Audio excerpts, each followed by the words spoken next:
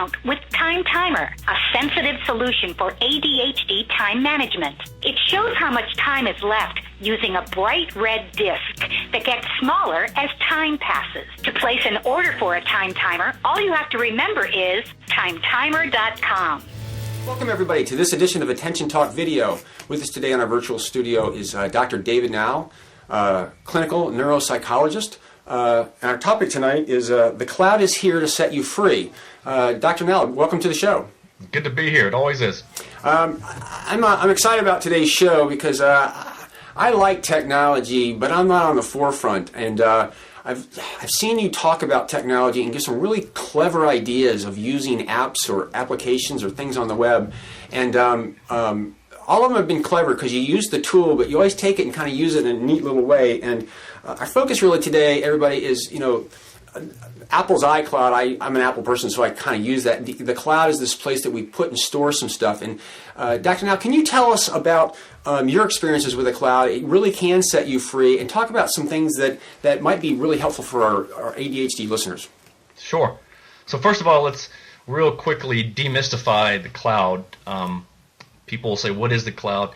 Do you remember back in the 90s when you had a Rocket Mail account or a Yahoo email account, and you wanted to make sure that you had a document or a picture, so you sent yourself an email with the document attached? Yep. That's the cloud. We were using the cloud back in 1995. We just didn't call it the cloud then. What happens when you send yourself that attachment is it's out there on multiple servers. So if you drop your phone out the window or you drop your laptop out the window, you'll know that you can sign on at the hotel computer or your buddy's computer, and the document is there. Where is it? It's shared on multiple servers, some in Virginia, California, India, and that's the cloud. It's just in the last few years we've started really being able to access a lot of storage in the cloud for free or for cheap. Yep. What's interesting to me is I'll give one application. Dropbox is, matter of fact, we're going to actually be using this for this particular video to transfer files. But Dropbox is a little application that you add to your computer, and it sets up a folder under My Documents if you're a PC type person. And when you save a document to it, it goes up onto the cloud. So if you're somewhere else, you can log in and get it. But what's interesting for me is I actually have the my laptop, my PC, and my Apple MacBook Pro both connected to it. So when I drop the file into one computer file, it actually shows up also on the other computer, and right. You're allowed to share these folders with people, so not everybody have access to it. So my virtual assistant and I actually share a virtual hard drive by doing this, and so it's kind of this, it goes up to this server in the clouds, if you will, and resides and can synchronize these different devices, at least that piece of it. So it's right. It's nice because you can stick it somewhere and go retrieve it from any other place, and you don't have to walk around with a thumb drive or a CD or anything like that. It's just out there. And that's the reason that you and I are talking about this tonight in the context of ADHD. Because, any kind of data storage is great. Even those little floppy disks that stored a meg, yep. Or the first time you picked up a thumb drive and it was 128 megs and yep. You thought you were living in the space age, that's all great stuff. The problem is, for someone with ADHD, if you have a document on your netbook, and a document on a tablet, and a document on a thumb drive, and you've got 3 thumb drives, and they're all black, and they kind of look the same, and of course you always lose the little caps that come on them, and then the thumb drive, or you burn something onto a CD, and then you get to your destination, you realize, oh, it won't play, or it won't play in this device. There's just so many things that can go wrong with native storage or with physical storage. So the reason we say the cloud is here to set you free, it's here to set you free from thumb drives. It's here to, at this point, when you buy a laptop, it doesn't even matter what the hard drive storage is, because you're not going to be keeping stuff.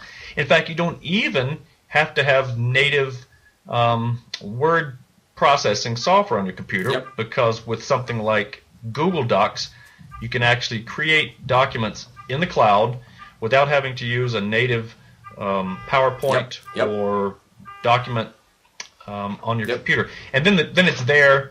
It's there in the cloud. You can also use Google Drive, which is what used to be called Google Docs is now Google Drive. Just drop something in there. The advantage of Dropbox or Box.com or some of these other programs is that they don't change the document. When you put a Microsoft Word document into Google Docs, it actually changes something, and you can make PowerPoints look different. So, and to reiterate what you were saying is that, right now the PC is being split up into all these little devices, and your iPad or your Android don't necessarily have USB drives to put these thumb drives in, but I can tell you this is I do use Dropbox, and I can access all my documents not only on my PC and my MacBook Pro, but also my iPhone and my iPad. Again, you can. It's accessible from all these things if you set it up right. And what's really cool for those with ADHD is organization is everything. And if you ever talk to me, you need to have one calendar, not multiple calendars. And having separate hard drives and floppy disks and stuff all over the place is crazy. Where if you can aggregate it into one place, and then be able to share that information with others that you choose and not to choose, it's freedom and a real organizational tool, which I think it's helpful. And just to kind of clarify, if you're out there, because some people, when you start talking about technology, their eyes get all kind of glazed over.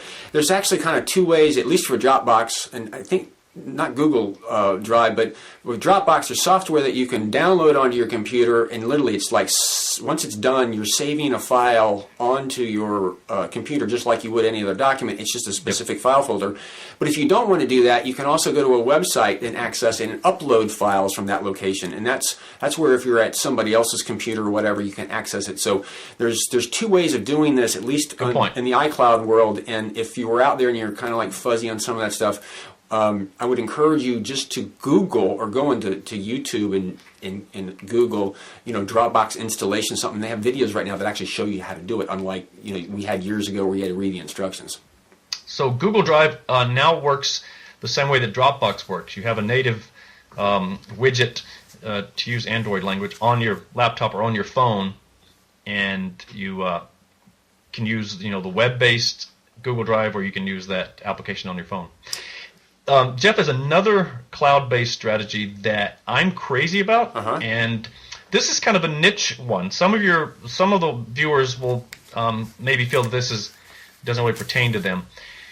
But if you are a digital hoarder, and that especially refers to music, you may know what it's like to have terabytes of music scattered on old external hard drives, that held 50 gigs, and then scattered over CDs and DVDs that you burned. There are applications like Spotify or Mog or Rdio, and the one I'm using right now is Spotify. Almost any artist that you can think of and any album you can access in the cloud. And these services are free up to a point. If you want to use Spotify or Mog or Rdio on your phone, and you want to be able to listen to these songs while you're offline, you need to pay what's really a modest monthly fee. The difference between these services and Pandora is that Pandora is essentially a radio station. You pick an artist, and then Pandora creates a playlist of music like that artist. And Pandora is great, and it has almost no commercials on the free version.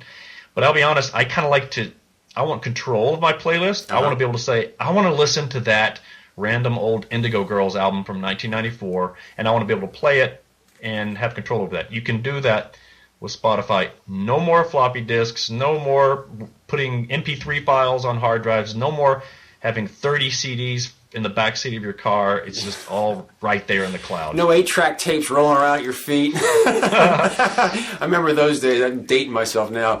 But it is fascinating. As you say that, I'm a big iTunes type person, and iTunes has their music match thing out there, and it's interesting because all you do is you match.